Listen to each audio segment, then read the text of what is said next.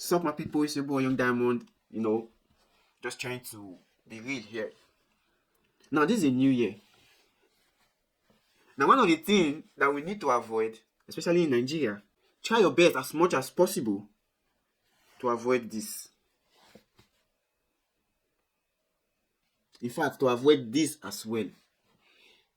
But the question would not be, how do I avoid it? It is inevitable. Sorry, rather, it is unavoidable. Because series of the issues that the government is taking for granted, especially in Nigeria, is a transportation issue. They don't even care of the kind of vehicles that ply the highway. And it is heartbreaking. Just of recent, another incident has occurred that has led to the loss of life of so many other people. It is sad. It is very sad. Just the space of December till now, so many things have transpired, ranging from due to the hardship or the current state of the country, so many people who went to get palliatives ended up not coming back home. Yeah, they ended up not coming back home. And it is heartbreaking because the society has been so messed up. And again, the highway. Now in Nigeria, we have the Ministry of Transportation, both federal and states. Now, when an incident becomes too frequent, strict measures are supposed to be put in place to curtail these incidents. But what do we have in the Nigerian state? Incidents happen, nothing is done about it. Issues happen, nothing is being done about it. Now, take Italy as a case study. Now, due to the record of incidents and accidents that have been happening on the highway, it made them to, tighten their road use code or the road use act by increasing the punishment for road offenders. Because why? They discovered that the main cause of accident on the highway is due to distraction. You could barely get an incident that was due to brake failure. So it is due to maybe distraction, taking certain substances that might influence your driving mode and condition. So they tighten the punishment for these acts on the highway. Now, but the Nigerian system, the main cause of accident in the Nigerian states is brake failure. Brake failure. Brake failure. And that is it covers roughly 90%. Let me just put it 95% of incidents on the highway in Nigeria, which is brake failure. The question will be, what is the government doing about it to tighten the requirements that is needed for these vehicles on the highway? Time and time again, when you see a heavy duty vehicle on the highway, in fact, the vehicles, they are dilapidated. Let me use that terminology. They are nothing to write home about because of poor management system, not being roadworthy, and they are not even fit to be on the highway. And then when they get on the highway, they fail brake. The only speed breaker they have, individuals, shops, they become victims of these circumstances. And then when these individuals are not insured, they lose their properties and go down to ground zero, just like that. The question will be, what is the Ministry of Transportation? What are their duties? I will not be the one to teach them, or tell them their duties. But still, it also speaks to incompetence.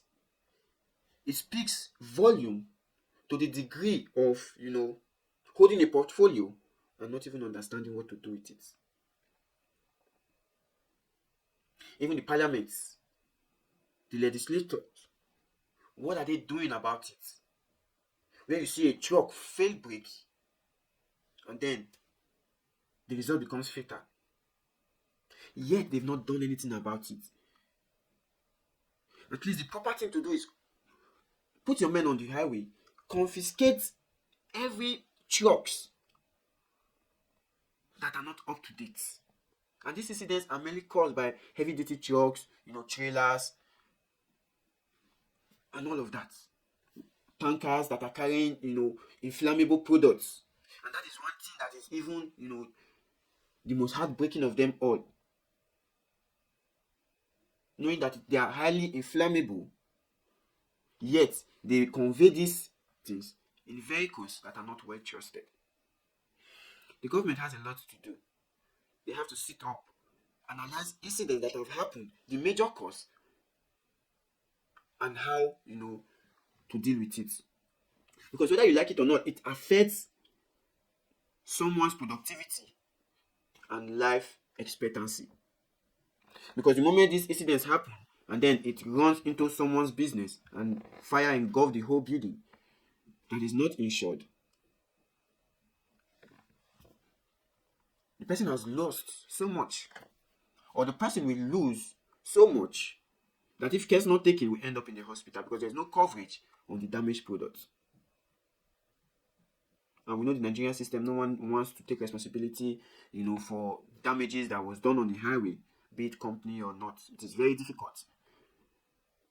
So it is something that the government needs to deal with decisively. Tankers that are conveying, inflammable products, trailers that are conveying inflammable products. You have to ensure that your vehicle is functional. Whether you are conveying heavy duty products, inflammable products, and all of that. People's lives are at stake. And just a little mistake. It is not about distraction or being distracted or taking something or one substance or the other. No. So they have to do more. They have to do better. If not, lives of people will continue to go down the drain. And people that are not even worthy enough to drive on the highway, they are driving on the highway. And yet, there is a ministry that is supposed to oversee these affairs and how the road should be used and the kind of vehicles that should be on the way or the kind of vehicles that should be on the highway. It's heartbreaking anyway, but all we can do is just talk, and we are speaking. The government needs to sit, analyze the cause of these accidents, provide solutions, whether be strict or not. Just provide solutions. And if you are also in anywhere you find yourself, you have a business, you're applying the highway, or your business is along, you have to speak up. Because do not wait till it gets to your turn before you start crying out. Because so many people, they feel reluctant that no, it didn't happen to me, so why should I speak about it? It might get to your turn one day, and do not wait till you voice out for the government to act. And then when it gets to your turn, that is when you now start crying out. I rest my case.